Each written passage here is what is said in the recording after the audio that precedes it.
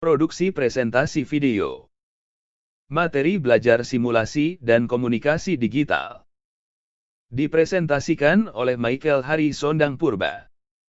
SMK Strada 2, Taman Sari, Jakarta Barat.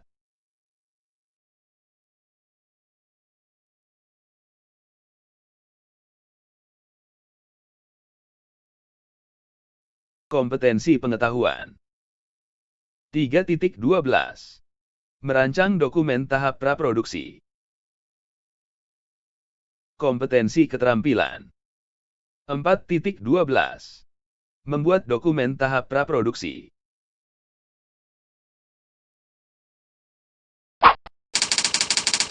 Tahap praproduksi video.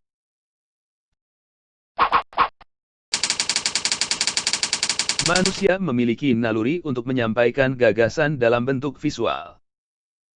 Sejarah telah membuktikan bahwa manusia lebih dahulu mengenal simbol atau gambar untuk mengomunikasikan gagasan kepada orang lain. Hal ini membuktikan bahwa manusia merupakan makhluk yang akan lebih cepat mencerna makna melalui rangsangan visual daripada tulisan. Manusia, sebagai makhluk visual dapat dengan mudah mendapatkan informasi dengan melihat sesuatu yang hidup, bergerak dan bersuara. Untuk mengomunikasikan suatu ide atau gagasan dengan lebih efektif, maka diperlukan sebuah presentasi dalam bentuk video yang dapat mengetengahkan gambar bergerak sekaligus suara yang diperlukan.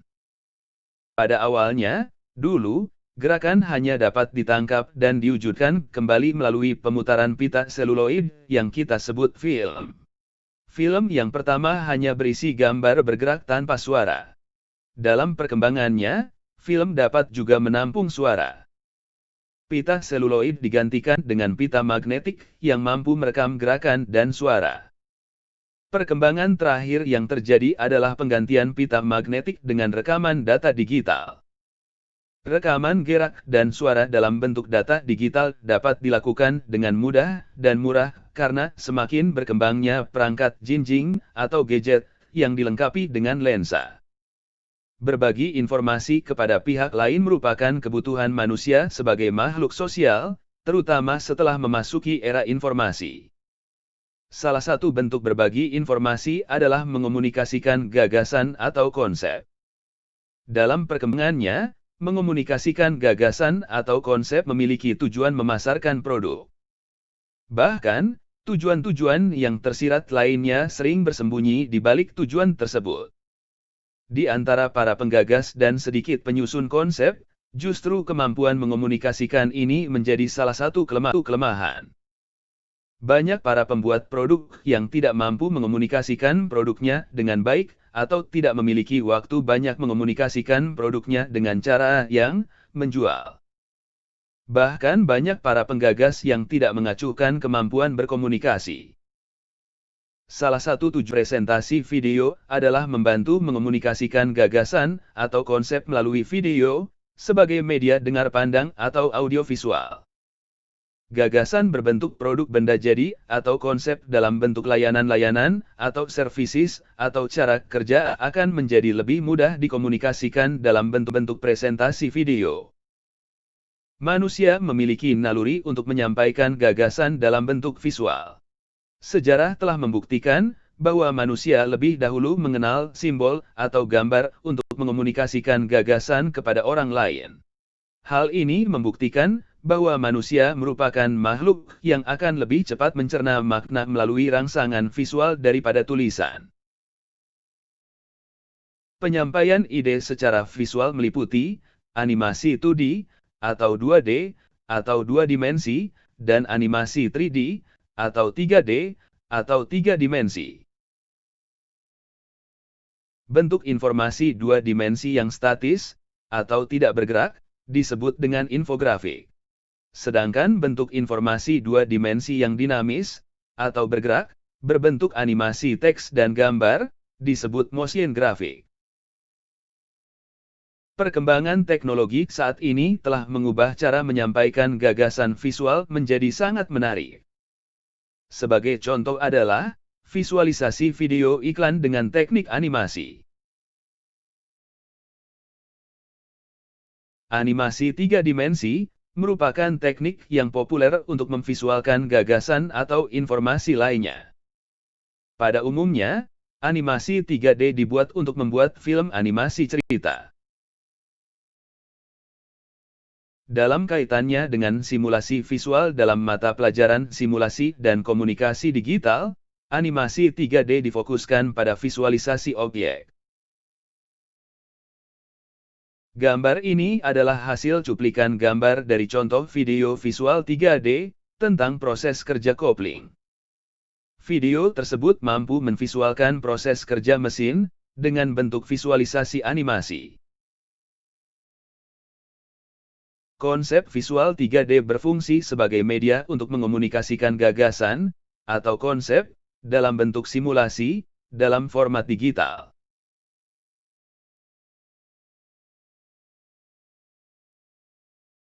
Bentuk konsep visual biasa kita temukan pada iklan, presentasi produk, dan visual guide atau panduan pakai. Peran konsep visual ini sangat membantu memperjelas pemahaman penerima informasi.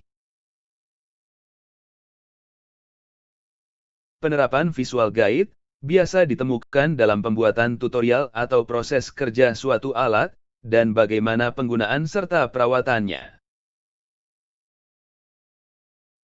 Kemajuan teknologi grafik animasi 3D, atau yang biasa disebut dengan visualisasi 3D, atau 3D visualization, mendukung tampilan untuk menjelaskan suatu kejadian atau proses secara lebih nyata dan rinci. Era digital saat ini menuntut konten yang lebih dari hanya sekadar sebuah teks dan gambar grafik 2D. Hal ini didukung oleh software atau perangkat lunak pembuat animasi 3D yang sangat beragam. Perangkat elektronik sudah mampu membaca bahan ajar digital seperti e-book dengan ekstensi format file EPUB atau Electronic Publication, yang di dalamnya tidak hanya teks dan gambar, melainkan juga mampu membaca format video. Dalam hal ini, simulasi visual 3D dapat melengkapi konten pembelajaran menjadi lebih menarik. Bentuk visualisasi berdasarkan dimensinya dapat dibedakan menjadi visualisasi 2D atau visualisasi 2 dimensi, dan visualisasi 3D atau visualisasi 3 dimensi.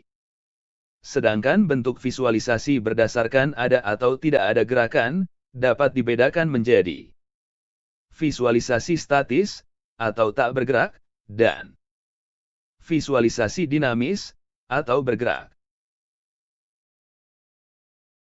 Visualisasi 2D atau visualisasi 2 dimensi adalah sebuah ilustrasi suatu benda dengan citra 2 dimensi, mempunyai sudut pandang X dan Y.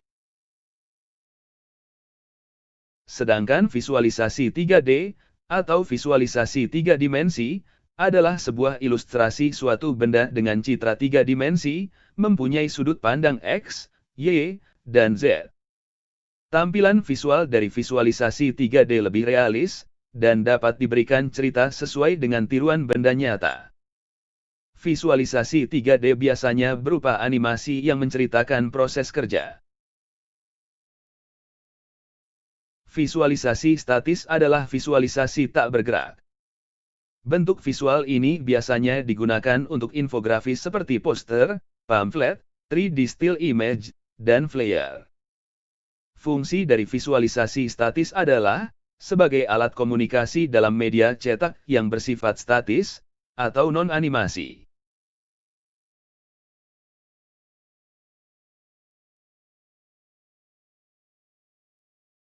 Visualisasi dinamis adalah visualisasi berbentuk animasi 2D atau animasi 2 dimensi yang biasa disebut motion grafik dan presentasi video. Visualisasi ini terdapat pada web, videotron, dan iklan televisi. Fungsi visualisasi dinamis lebih ekspresif karena memungkinkan memberikan informasi dengan efek animasi yang lebih baik. Presentasi video pada simulasi dan komunikasi digital merupakan cara untuk dapat mengomunikasikan gagasan melalui bentuk video. Presentasi video dapat menampilkan cara kerja sebuah produk, proses dari pekerjaan, atau proses jasa. Mengomunikasikan gagasan dalam bentuk video haruslah bersifat sederhana dan mudah dimengerti oleh penerima informasi. Proses dalam pembuatan presentasi video dimulai dari pencarian ide, pembuatan sinopsis, pembuatan naskah, pengambilan gambar, atau syuting, dan penyuntingan gambar. Proses ini biasa dinamakan proses praproduksi, proses produksi, dan proses pasca produksi. Adapun prosesnya terdiri atas pengambilan gambar yang dilakukan dengan kamera video, baik yang terpasang pada telepon genggam, atau perkakas elektronik atau gadget lainnya, maupun pada kamera khusus untuk perekam video, termasuk camcorder. Selain menggunakan perangkat pengambil gambar dengan perkakas elektronik atau gadget, proses pengambilan gambar juga dapat menggunakan screen recording. Screen recording adalah pengambilan gambar dari layar komputer dengan menggunakan aplikasi rekam layar, dan dapat ditambahkan penggunaan lensa yang terpasang pada laptop atau webcam yang sengaja dipasang untuk perekaman gambar. Setelah mendapatkan hasil rekaman, gambar akan diedit, disatukan, ditambah, jika ada, dengan teks, audio, dan animasi. Proses penyuntingan akan menggunakan Windows Movie Maker. Ciri-ciri presentasi video adalah mengomunikasikan ide, menunjukkan solusi, mengomunikasikan produk dan jasa, dan menunjukkan cara kerja. Presentasi video seyogyanya mudah dibuat, bersifat spontan, dan mengakomodasi ide pembuat. Alat yang digunakan adalah alat yang tersedia dan terjangkau. Proses pembuatan presentasi video haruslah dirancang dalam bentuk sederhana dan memperhatikan hal-hal berikut. Tidak terpaku pada teknik pengambilan gambar yang rumit. Teknik pengambilan gambar harus menjamin efektivitas komunikasi. Pencetus ide harus terlibat dalam proses, dapat berlaku sebagai sutradara ataupun pemain, bahkan sebagai editor. Hal-hal yang harus diperhatikan pada presentasi video produk benda jadi atau cara kerja. 1. Alur presentasi logis, dimulai dari masalah, bila perlu didramatisasi seperlunya, ditunjukkan solusinya berupa gagasan yang akan dikemukakan. 2. Menggunakan urutan atau sequence naratif, urutan deskriptif, dan urutan penjelasan, atau explanatory, dengan titik berat pada urutan deskriptif. 3. Urutan, terjaga kontinuitasnya. 4. Narasi hanya mengantar dan menjelaskan hal-hal tertentu. Tidak mendominasi seluruh tayangan. Narasi menggunakan kata-kata lugas dan bukan mengomentari tampilan gambar. Narasi dipersiapkan melalui naskah narasi tersendiri. Penempatan kalimat kunci harus tepat, memiliki gaya bercerita yang kuat. 5. Dapat menggunakan kesaksian orang terkenal, atau ilmuwan, atau praktisi. 6. Pada tahap simpulan, ditutup dengan narasi yang kuat, berpengaruh, menggunakan gambar yang jelas, background yang sesuai. 7. Lebih mengutamakan tampilan produk benda jadi, atau cara kerja. 8. Cara bekerja bagian produk pada bagian-bagian yang tidak tampak secara langsung melalui rekaman video, diungkapkan dengan sketsa atau animasi. 9. Cara bekerja produk didemonstrasikan langsung. Bila perlu menggunakan direct sound atau dengan istilah lain, sound on tape. Sinopsis merupakan alur cerita yang dijelaskan secara singkat. Dalam pembahasan ini, sinopsis mengarah pada alur cerita film atau animasi yang dijelaskan dalam tulisan singkat, sehingga penonton mampu memahami isi cerita yang disampaikan dalam film. Dalam fungsi lain, sinopsis juga dapat digunakan sebagai ringkasan cerita untuk mengarahkan penulis naskah. Sinopsis yang baik mampu menjelaskan cerita secara utuh.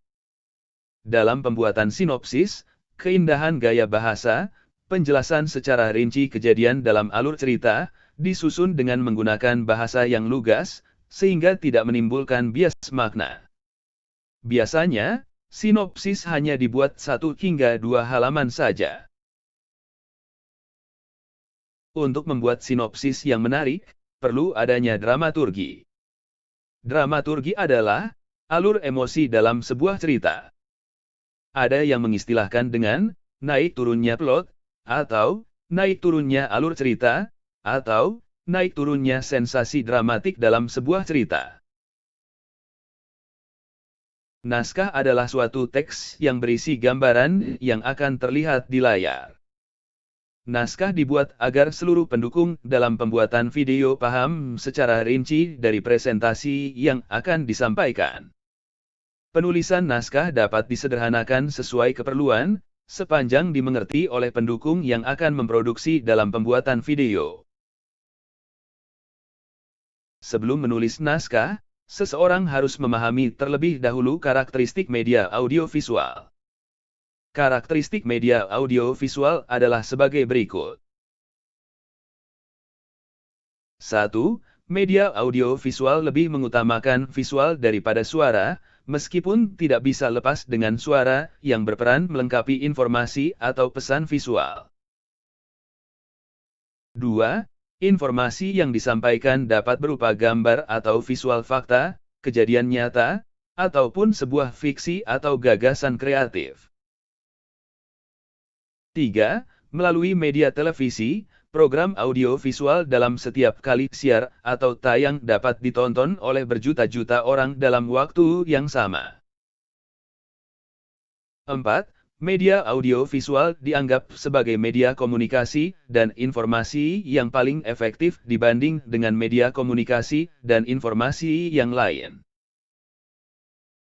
5. Program yang dikemas dalam format VCD atau DVD, dapat ditonton berulang-ulang dan mudah digandakan.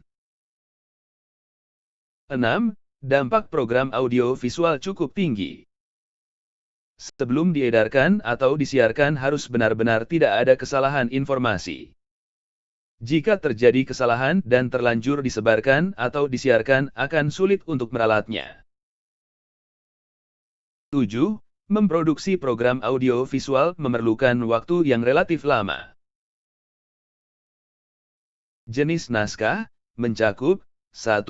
Non-cerita, dan 2. Cerita. Jenis naskah non-cerita mencakup 1. Berita, 2. Dokumenter, 3. Feature, dan 4. Reality program. Semua naskah non-cerita, materinya bersumber dari fakta atau nyata adanya. Jenis naskah cerita mencakup 1. Cerita atau drama, 2. Hiburan, musik, lawak, dan kuis, dan lain-lain, dan 3. Iklan layanan masyarakat atau ILM. Naskah atau skenario dalam mata pelajaran simulasi digital bersumber dari ide, atau gagasan, atau rekaan, kecuali format dokudrama. Perhatikanlah contoh naskah berikut.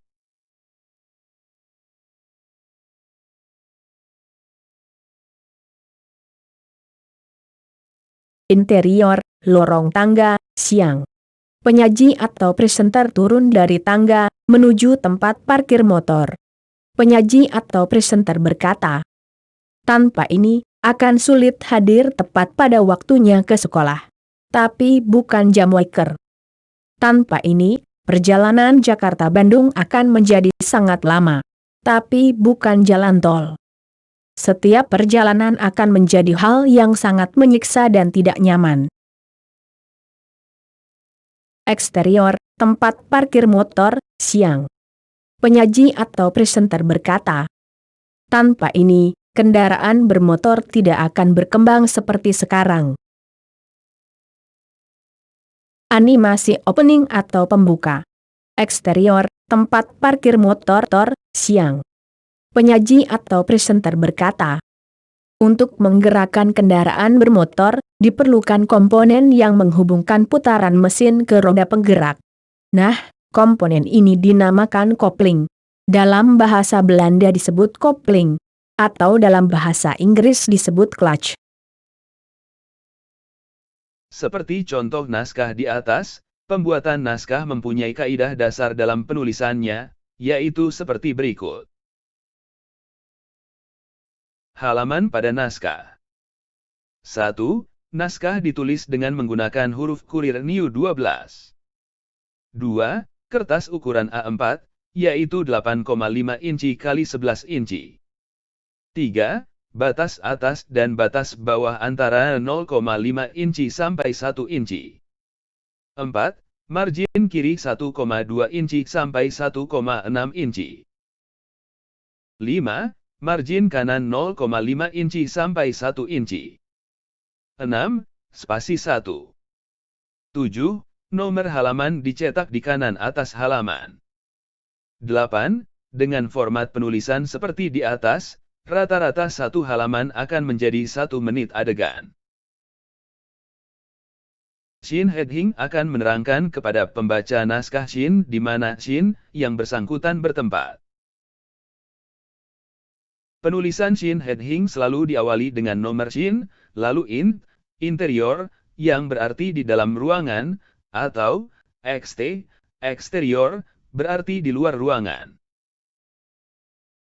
Baru kemudian diikuti dengan tempat. Misalnya, rumah Daniel, kamar Sofia, mobil, lapangan sepak bola, dan lain-lain. Dan selanjutnya diakhiri dengan waktu scene tersebut. Misalnya, pagi, siang, sore, malam, subuh. Contoh penulisan scene heading. Interior, rumah Daniel, ruang tengah, siang. Eksterior, lapangan sepak bola, sore. Interior, jalan raya, mobil Daniel, sore. Interior, kafe, malam.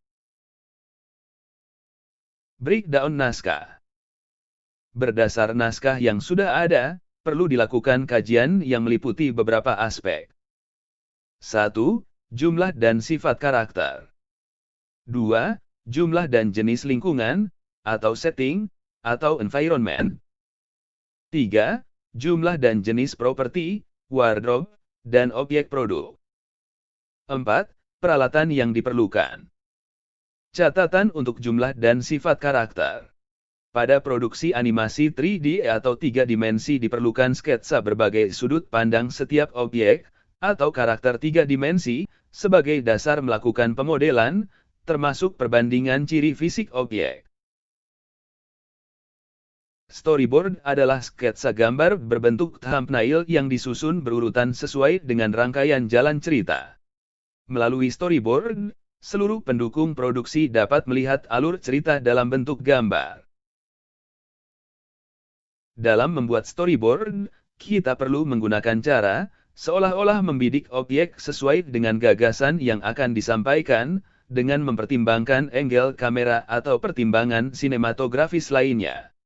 Jika akan menunjukkan sesuatu yang rinci, perlu bidikan close-up. Fungsi storyboard adalah sebagai ungkapan kreatif untuk menyampaikan pesan dan gagasan secara visual. Pada storyboard, dapat ditambahkan arah gerak yang memandu gerakan berikutnya, serta informasi lain berupa huruf, warna, dan tata letak, sehingga pesan dan gagasan dapat diterima. Untuk membuat storyboard yang bagus, perlu berlatih menggambarkan komposisi dari suatu adegan tertentu, dalam bentuk gambar sketsa. Pada umumnya, pembuat storyboard memerlukan keterampilan menggambar dan mampu menampung berbagai ide arahan sutradara. Bila terbatas dalam ilustrasi, dapat membuat storyboard dengan ilustrasi langsung pada perangkat lunak pengolah grafis, aplikasi daring pembuat storyboard, dan melalui bidikan foto. Bentuk panel storyboard tidak ada yang baku, tetapi pada umumnya berupa gambar thumbnail, disusun secara horizontal atau vertikal, yang dilengkapi dengan arahan visual berupa panduan informasi nomor adegan, nomor cut atau panel, nomor background, dan catatan adegan.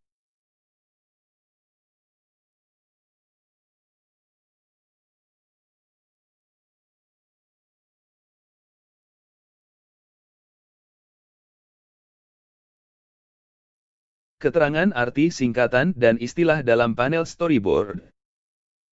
SC adalah singkatan dari scene, yang berarti adegan. Cut adalah nomor pengambilan gambar berdasar bidikan kamera. Pada storyboard, animasi cut disebut juga dengan inisial PN, singkatan dari panel, yang mempunyai tujuan yang sama. BG adalah singkatan dari background. Durasi adalah perkiraan lama waktu dalam tiap adegan. Dialog atau narasi berisi dialog tokoh atau narasi adegan. Efek untuk memperjelas efek kamera atau adegan. Catatan adalah catatan pengerjaan tiap adegan. Layout adalah petunjuk gerak tertentu sebagai rincian storyboard bila diperlukan.